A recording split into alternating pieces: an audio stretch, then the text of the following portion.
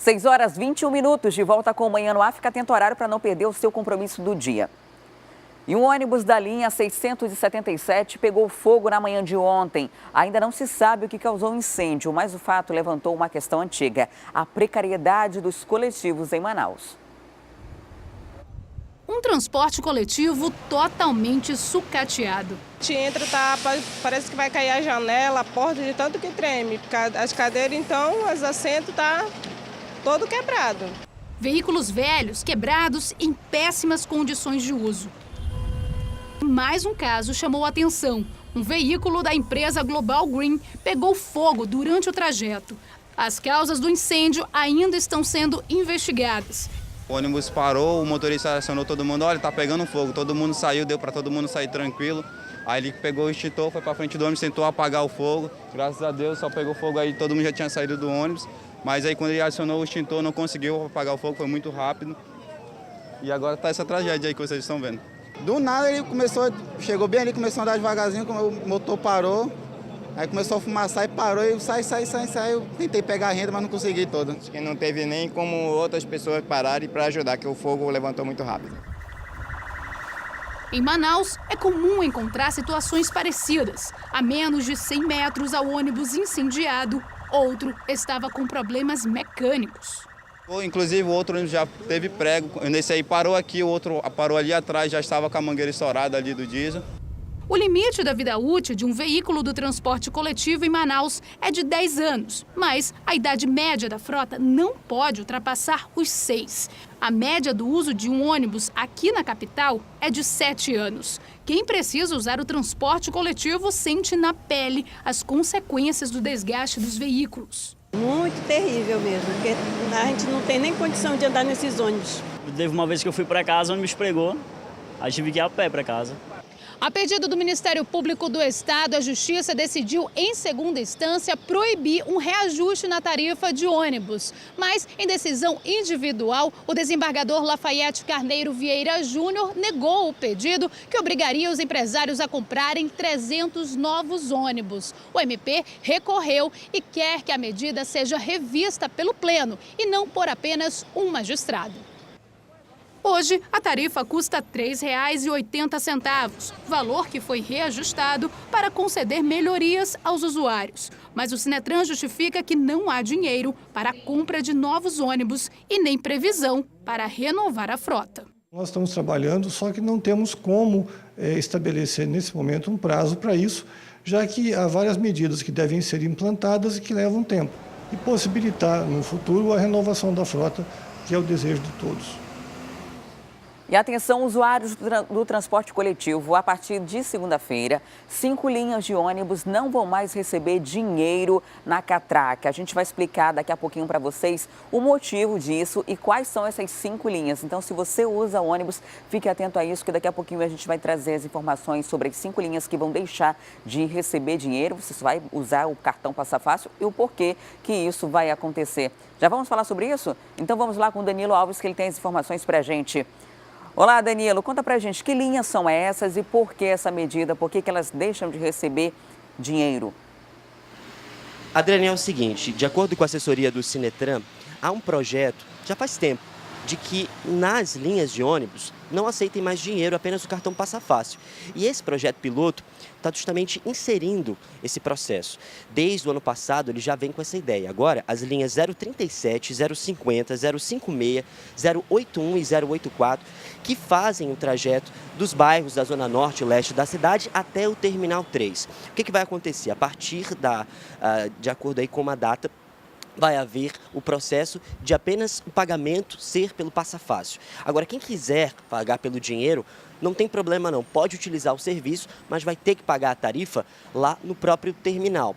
Essa ideia é justamente para evitar, já que essas linhas são consideradas radiais importantes e, claro, com alto índice de roubos no local, né? No caso, dentro desses ônibus. E é por isso que o Sinetran decidiu fazer essa ideia. Já como são linhas radiais, que essas linhas radiais são consideradas linhas importantes que saem de bairros e vão direto para os terminais, eles decidiram, e tem também uma quantidade maior de pessoas, eles decidiram optar por isso. Agora, olha só, existe também a possibilidade de ser expandido esse projeto para outras linhas, tanto que vão para os outros terminais 2, 1, 4, 5, ou também para outros pontos da cidade.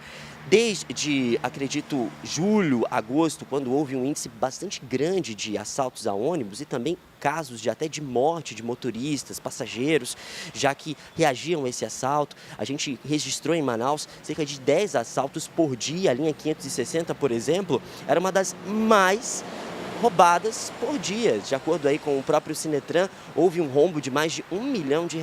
E então a notícia foi dada na noite dessa última quarta-feira no site do Sinetran, nas redes sociais do sindicato, informando isso. Existe aí um cronograma de quando isso vai começar a acontecer, mas de acordo com o próprio Sinetran, tudo vai ser divulgado no site e também nas redes sociais. Então é uma ótima ideia, né? A gente sabe que as pessoas que não usam dinheiro ou que têm medo de utilizar o dinheiro no ônibus e também outros objetos ali que são de valor, já que são alvos constantes de roubos e furtos, é uma boa ideia, uma boa alternativa. Agora vai saber se a população vai realmente acatar isso, porque alguns são contra, né, Adrani? Isso gera muita polêmica, né? Isso é uma tentativa de diminuir os problemas de segurança. Por outro lado, há um transtorno para a população que não está habituada ainda a utilizar dessa forma.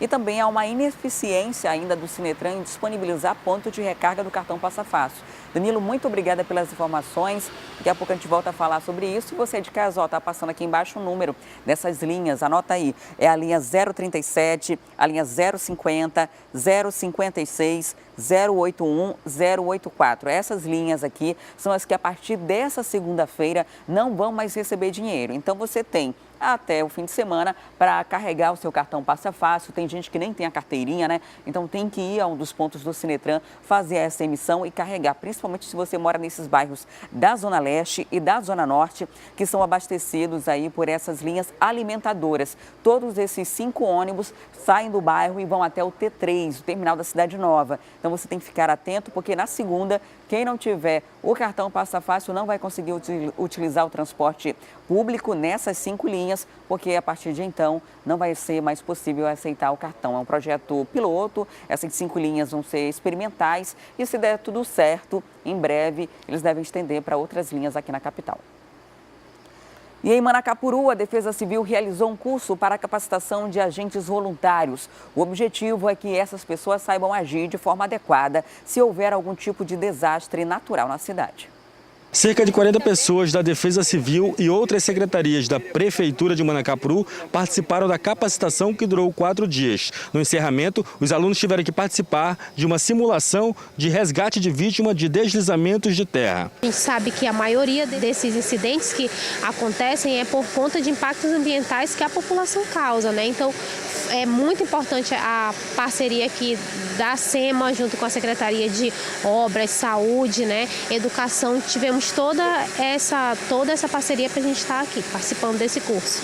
Manacapuru, que no ano passado registrou 2 deslizamentos de terra, foi o primeiro município da região metropolitana a receber a capacitação. Muito importante, né? Nós somos sabedores que já houve em outros momentos deslizamento de terras aqui onde tiveram vítimas fatais. Por isso que nós estamos fazendo essa capacitação, esse treinamento. E agora não só com a Defesa Civil. Convidamos as secretarias do município que vão estar encampados conosco nesse movimento, né? No campo onde aconteceu a aula prática, atores simularam as vítimas de deslizamentos de terra. Contei mesmo. Moça, pelo amor de Deus, não corre meus filhos, moça!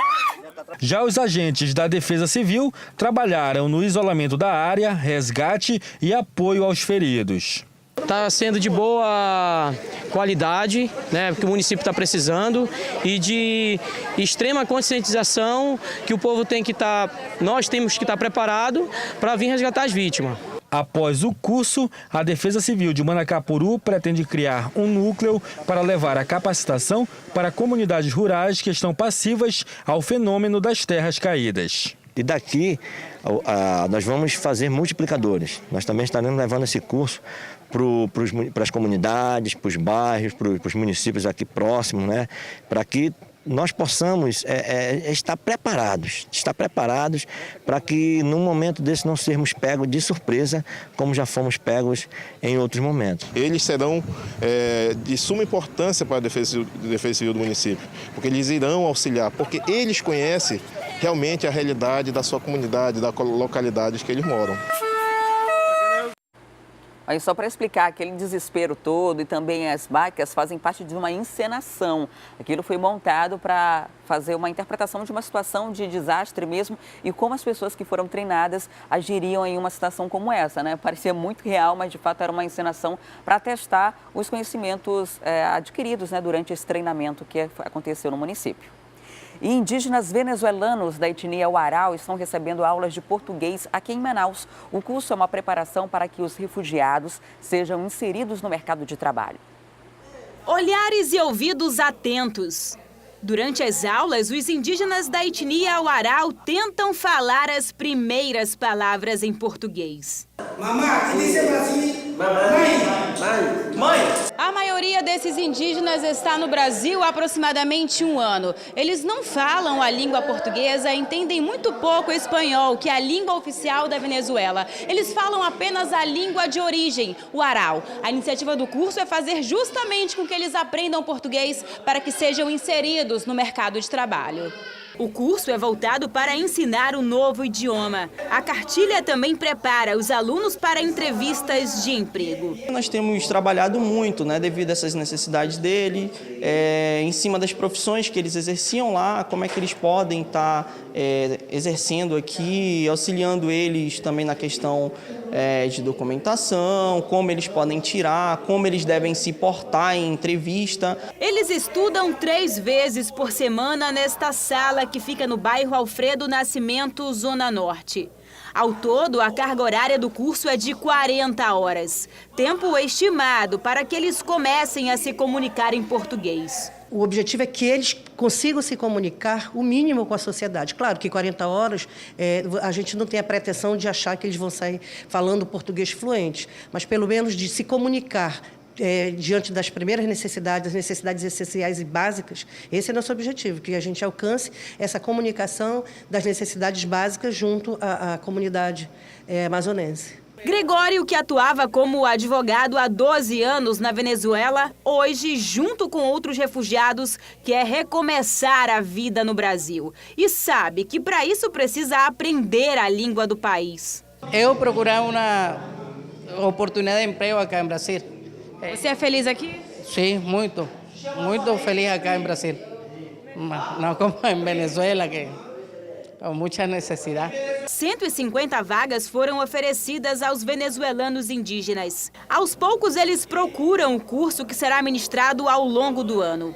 Seu Simplício foi um dos primeiros a se inscrever. Ele não cansa de repetir a palavra que mais faz sentido hoje. Qual foi a palavra mais importante que você já aprendeu aqui no Brasil? Esperança. E agora a gente traz uma dica para quem está em busca de emprego e ao mesmo tempo quer melhorar o currículo.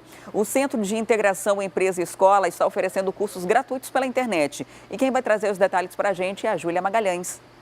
Olá, Júlia, bom dia. Como é que funciona esse serviço e quais os cursos ofertados?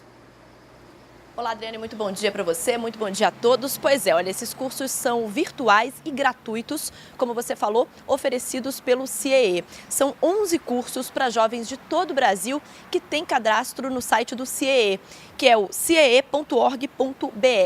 São cursos para ajudar, na verdade, os jovens até a escolher que área seguir no mercado de trabalho.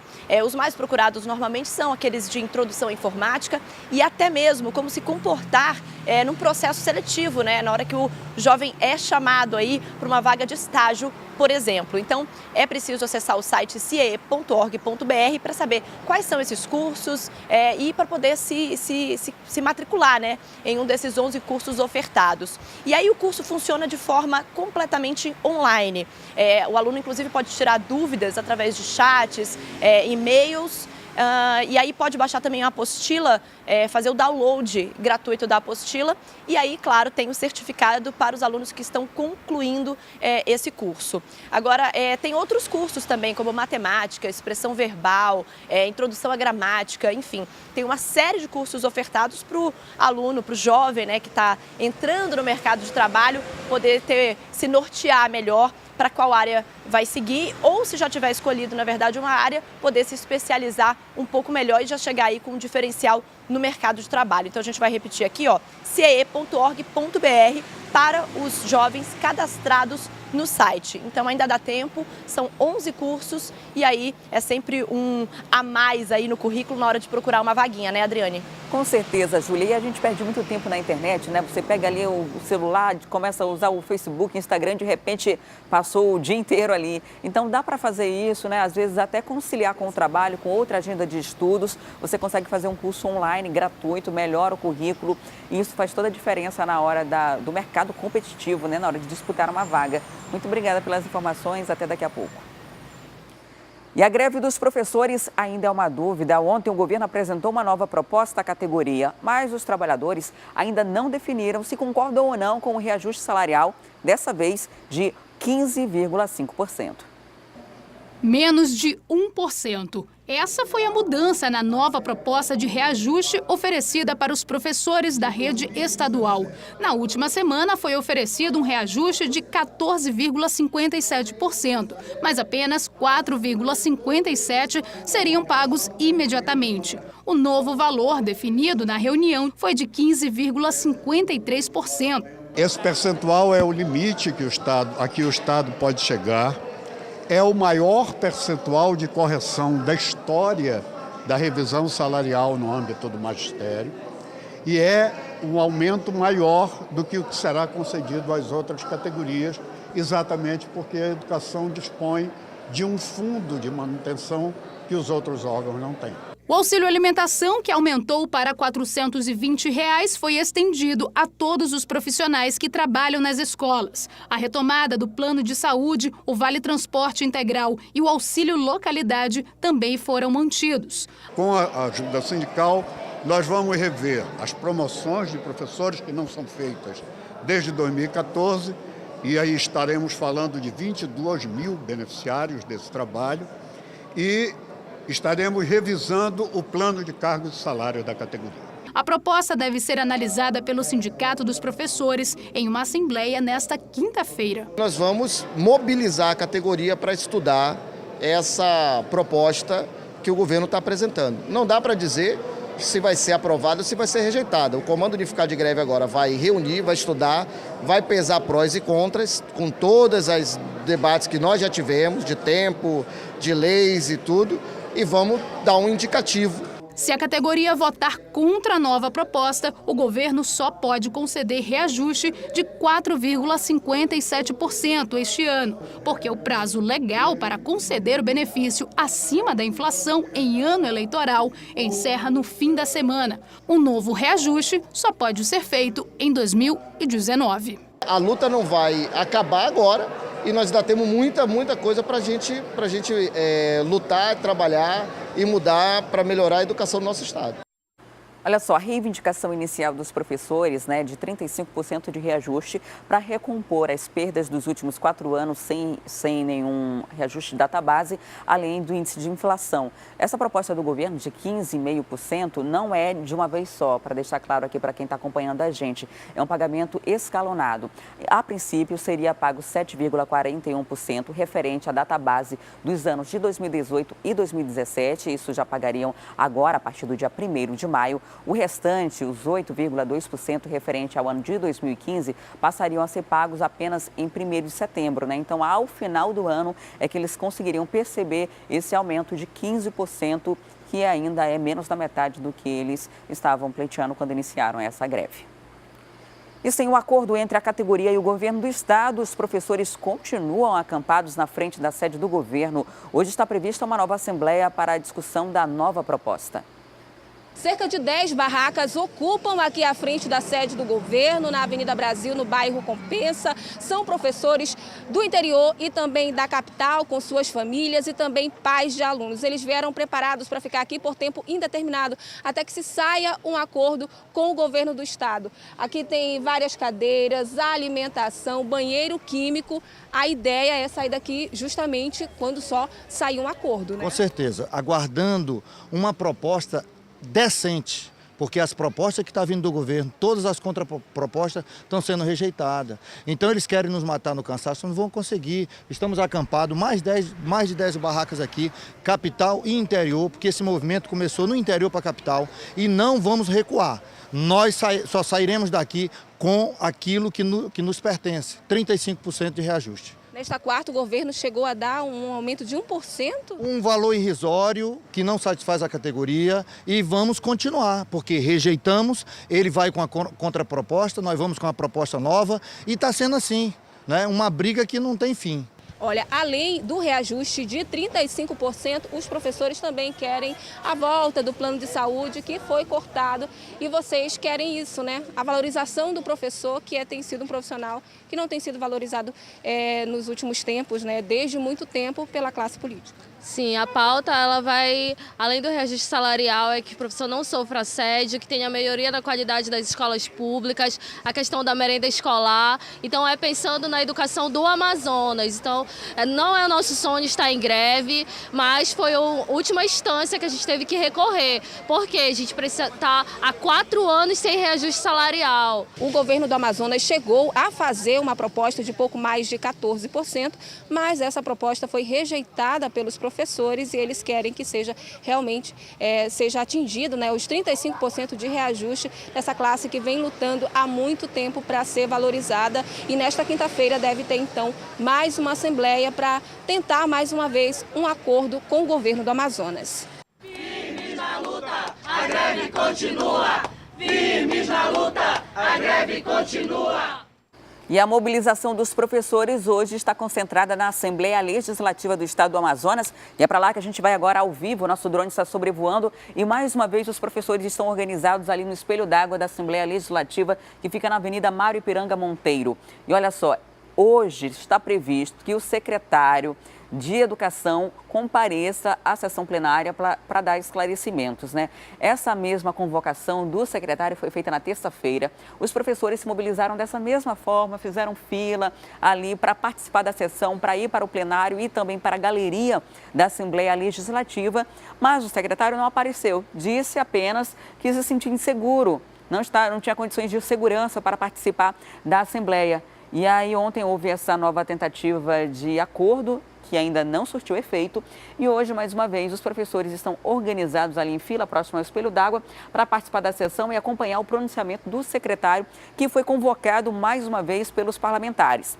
Caso o secretário de Educação não apareça, de novo, aí não é mais convocação, não. Ele vai ser intimado. A situação muda. A gente vai acompanhar ao longo da manhã todo esse desdobramento, porque há um prejuízo bem grande aí para os alunos, para os professores, para a sociedade como um todo, né, quando a educação para.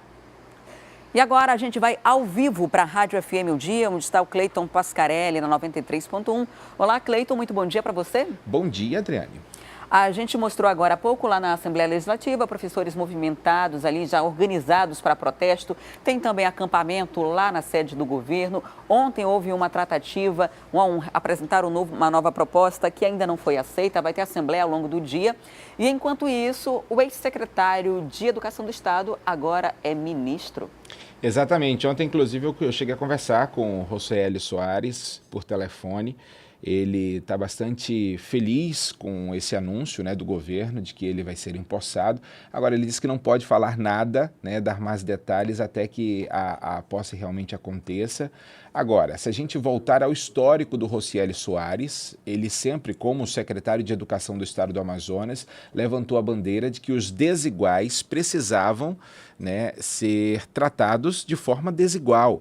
Ele sempre levantou a bandeira da educação na região amazônica, que sempre foi um grande problema, e que precisava de maiores recursos, de maiores condições, enfim. Agora ele é o cara que manda, ele é o cara que vai assumir o negócio todo e a gente vai aguardar aí o anúncio dele de como deverá ser essa plataforma. É claro que o governo tem a sua base, né, tem a sua metodologia, ele passa inclusive pelo processo aí de evolução, né, de mudanças com relação à grade curricular do ensino médio no Brasil. Ele acompanhou ativamente, apesar de ter sido por muitos meses aí secretário da Educação Básica do Ministério da Educação, mas agora assume o Ministério. E a gente ainda está aguardando para saber hoje, entre hoje e amanhã, como deverá ser aí essa plataforma da gestão de Rocieli Soares, ex-secretário de Educação do Amazonas, agora que vai ser empossado como ministro da Educação do Brasil. E a gente espera que essa posse, né, traga efeitos positivos para a nossa região. Certeza. Levando em consideração que, normalmente, a educação, assim como todos os outros setores, são pensados para o eixo sul e sudeste, né? A gente está muito à parte desse processo todo e temos diferenciações, temos características muito específicas. Quando alguém daqui assume um cargo tão importante como esse e conhece a realidade logística, estrutural, financeira toda do Estado, isso pode facilitar bastante os trâmites daqui para frente. É o que a gente torce aí, uma boa gestão para o Rocieli, de repente até uma liberação do Fundeb para resolver os problemas dos professores aqui, né? Porque a situação está muito séria da educação. Inclusive, ele foi secretário durante esse período em que professores não receberam reajuste de database, né? Pode ser que agora alguma coisa possa ser feita em prol da educação aqui no Amazonas. Agora, Cleito, eu queria mudar de assunto com você e falar sobre o que a gente conversava ontem, né? O julgamento que parou o Brasil, o julgamento lá no Supremo, que definiu ali o habeas corpus de Luiz Inácio Lula da Silva. Inclusive, esse é o destaque do Jornal A Crítica de hoje. O Jornal A Crítica destaca caso Triplex, Supremo nega habeas corpus e aí Lula sofre derrota no STF e pode ser preso. Com uma decisão do STF, o ex-presidente poderá ser preso com o esgotamento dos recursos na segunda instância. A sessão entrou pela madrugada. Para ler essas e outras reportagens completas, é só baixar o aplicativo A Crítica Digital no seu celular ou tablet. Está disponível para os sistemas Android e iOS. E, Cleito, a gente acompanhou, né? Eu acompanhei como pude. Não consegui acompanhar o finalzinho da votação, porque tinha que dormir cedo para vir trabalhar de madrugada. Mas, enfim, foi uma votação muito polêmica e bem acirrada. Bem acirrada mesmo. Vale lembrar aqui, né, que 6 ministros votaram contra o habeas corpus e a manutenção de uma decisão do próprio Supremo de 2016 de que um condenado em segunda instância pode sim ser preso, esgotados, né, claro, os recursos na segunda instância. Isso foi um discurso acalorado, durou quase todo o dia de ontem. Aqui pelo horário de Manaus, esse debate começou logo depois das 11 horas da manhã e foi terminar por volta de meia-noite, né? Por volta de meia-noite ali. Então foram mais de 12 horas aí de debates. Enfim, tiveram os intervalos, né, ali durante a sessão, mas os ministros debateram muito essa questão que já vinha, né? Em 2009 eles chegaram a discutir isso, em 2016 reavaliaram, inclusive muitos ministros mudaram de voto e agora em 2018 eles voltam a debater essa questão da prisão em segunda instância. Só lembrando aqui, além do relator do processo, o ministro Edson Fachin, votaram contra também o habeas corpus do ex-presidente Luiz Inácio Lula da Silva, os ministros Alexandre de Moraes, o ministro Luiz Barroso, o ministro Luiz Fux e a ministra Rosa Weber. Esse voto, né, era o único que estava aí em dúvida, né? Ninguém sabia como iria votar a ministra Rosa Weber. E por fim, depois de 5 votos favoráveis e 5 votos contrários ao habeas corpus, o voto de Minerva, né, como dizem os juristas, foi da presidente do Supremo Tribunal Federal, a ministra Carmen Lúcia, que também votou contra o habeas corpus do ex-presidente Luiz Inácio Lula da Silva e a favor da prisão a partir de uma condenação em segunda instância. É claro que o ministro, e votaram a favor, só para lembrar aqui, os ministros Gilmar Mendes, né, o ministro Dias Toffoli, Ricardo Lewandowski, Marco Aurélio e o ministro Celso de Mello. Esses foram os ministros que votaram a favor. Agora, é bom lembrar que o polêmico ministro Gilmar Mendes, em 2009, tinha votado com um teor sobre isso, né, basicamente a mesma discussão sobre prisão em segunda instância. Ele tinha votado contra a prisão em segunda instância. Em 2016, quando o Supremo Tribunal Federal avaliou novamente isso, ele votou a favor da prisão em segunda instância e agora, né, com esse julgamento do habeas corpus do presidente Lula, ele mudou de novo o voto dele e votou favorável, né, a esperar que o processo ficasse transitado em julgado, né, fossem esgotados aí todos os recursos, para que então a prisão fosse efetivada. Depois desse resultado, o ex-presidente Luiz Inácio Lula da Silva ainda não falou com a imprensa a respeito dessa rejeição, né, dessa derrota que ele teve no Supremo. E ali você falava do Gilmar Mendes e houve até houve uma mudança no trâmite natural da votação, né? Começam a votar normalmente os novos membros da corte e depois os mais antigos. Ele inverteu ali essa ordem, pediu para adiantar o voto. Houve até uma especulação de que ele estava tentando preparar um terreno para deixar que a ministra Rosa Weber ficasse mais confortável caso decidisse votar contrário do que votou, né? E se essa foi a intenção, não surtiu o efeito esperado por ele. E o fato é que essa votação que entrou pela madrugada chegou a essa conclusão. Exato. Que o ex-presidente pode ser preso. Só vai aguardar agora mais um embargo dele, né, que é o chamado embargo dos embargos, é mais um recurso no Tribunal Regional Federal da 4ª Região, que fica ali em Curitiba, né, e ele, aí sim, vai caber a decisão, à primeira instância, se prende ou não o ex-presidente Lula. A primeira instância, leia-se juiz Sérgio Moro. É ele quem vai decretar ou não a prisão imediata do ex-presidente Luiz Inácio Lula da Silva, após a avaliação dos desembargadores, né, de mais um recurso do ex-presidente. E isso só poderá ser analisado após a publicação do acórdão, né, após a publicação da decisão do Supremo Tribunal Federal.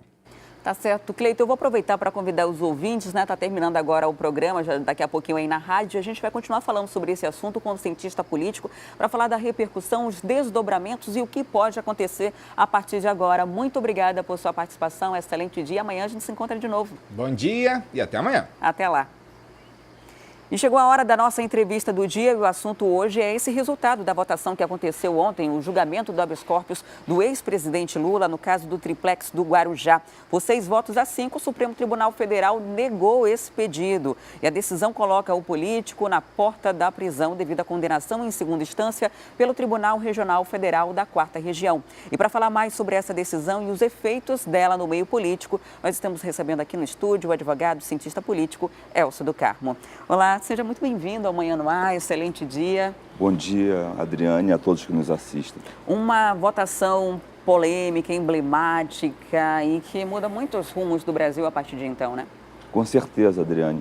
É interessante, primeira página do jornal A Crítica, primeira página de vários jornais do mundo, Le Monde, Libération, The Times, O País, vários jornais abordam essa questão. E é interessante que o nosso telespectador compreenda que o resultado era o que era previsto, um placar muito apertado, 6-5. E ontem eu conversei com vários colegas, vários advogados, várias pessoas com opiniões muito acirradas e nenhum dizia que seria um placar largo. É o que ocorreu. É interessante que o telespectador saiba, que nós também, que hoje está mais fácil você saber o nome dos 11 ministros do Supremo do que dos 11 jogadores da seleção brasileira, dada essa popularidade que tomou o julgamento. Eu estou nessa lista aí, eu sei os 11 ministros e não sei ainda os 11 jogadores. Pois é, você não está sozinho. E olha que é ano de Copa do Mundo. Ano de Copa do Mundo. Olha só, muita gente imaginou que com a decisão ontem, na verdade que saiu nessa madrugada, que hoje de manhã já teria operação da Polícia Federal, que o ex-presidente já estaria sendo preso. Mas o processo não é bem assim, não é uma prisão imediata. Ainda o Cleiton falava que sobre um recurso que vai ser dado a entrada no próprio TRT, ali da 4ª quarta região, que é os embargos dos embargos. Essa decisão, esse recurso, ele pode mudar alguma coisa nesse sentido ou é mais uma questão protocolar? Veja bem, eu diria que não seria nem só protocolar, chega a ser protelatório também. Um dos malefícios que eu vejo na nossa legislação, ainda, isso aí é opinião pessoal, ainda que seja uma possibilidade legal que qualquer pessoa que está sendo condenada ou está sendo julgada tem, é que nós temos recursos infindáveis. Quando nós comparamos isso com outras legislações, nós vemos que a processualística brasileira é extremamente complexa. A possibilidade dos embargos, de modificar é quase que zero. Então, é mais um recurso que vai adiar um pouco a sobrevida, vamos dizer assim, da prisão ou não do presidente Lula. O processo volta para as mãos do juiz Sérgio Moro, que vai analisar, e até o dia 10, né? Pouco provável que antes do dia 10 o ex-presidente seja preso, né? Que é o período ainda que tem para apresentação desse recurso, e depois disso ele pode definir pela prisão ou não. Existe 5 dias, né? Daqui a 5 dias já se tem a ideia de que esses embargos vão ser julgados, né? Agora, existe alguma outra forma de livrar o ex-presidente, tendo em vista que já houve uma condenação de segunda instância, ou essa condenação ela é provisória, né? Ele pode ser preso, mas ainda pode recorrer às instâncias superiores? É extremamente polêmico. É interessante que existem, no momento, 2 ações declaratórias de constitucionalidade, 43 e 44, que estão sob a relatoria do ministro Marco Aurélio. A presidente Carmen Lúcia já anunciou que não tem, quer dizer, não anunciou, ela não colocou essas ações declaratórias de constitucionalidade na pauta. É bom que o telespectador saiba que no mês de setembro, a ministra Carmen Lúcia deixa a presidência do Supremo Tribunal Federal e assume, como se passasse a faixa de capitão, né? O capitão decide quem vai bater o pênalti. E o presidente Supremo, ele, de certa forma, é quem cria a pauta, quem coloca o que é prioritário na pauta. Escala o time, né? Escala o time, ele determina ali na hora do jogo quem vai bater o pênalti, quem vai ser o responsável por determinados atos. E vai assumir a presidência do Supremo, Adriane, o ministro Dias Toffoli, que votou favorável à concessão do habeas corpus. Que já foi advogado do PT, né? Eu não vou nem por aí, eu acho que ele tem... É interessante, Adriane, que nós tenhamos a seguinte visão. Dos 6 ministros que votaram contra, vamos dizer assim, o habeas corpus do presidente Lula, 5 foram escolhidos, foram nomeados após a aprovação do Senado Federal em governos do PT. E dos 5 que votaram favorável ao presidente Lula, 3 foram escolhidos por governos que não foram do PT e 2 por governos que foram do PT. Então, o fato do Dias Toffoli ter sido ou não membro, advogado do PT, eu acho que ele tem dado decisões interessantes e isentas, né? Agora, nada impede de, quando ele assumir a presidência do Supremo Tribunal Federal, colocar essas 2 ações declaratórias de constitucionalidade em pauta. Aí sim, elas, se julgadas, teriam um efeito vinculante, pode reverter isso aí. Olha, ainda cabe recurso contra essa condenação no próprio TRF e aí não seria mais analisada a questão de culpabilidade, né? Esse processo se esgotou na segunda instância, o que vai ser analisado é a questão da legalidade desse julgamento, né? Se houve algum erro do trâmite, algo do tipo. Olha só, usando ainda a metáfora do futebol, é um recurso só, é aquele jogador que quer fazer uma cerinha para que acabe logo o tempo, no caso do presidente Lula, do tempo de liberdade dele, né?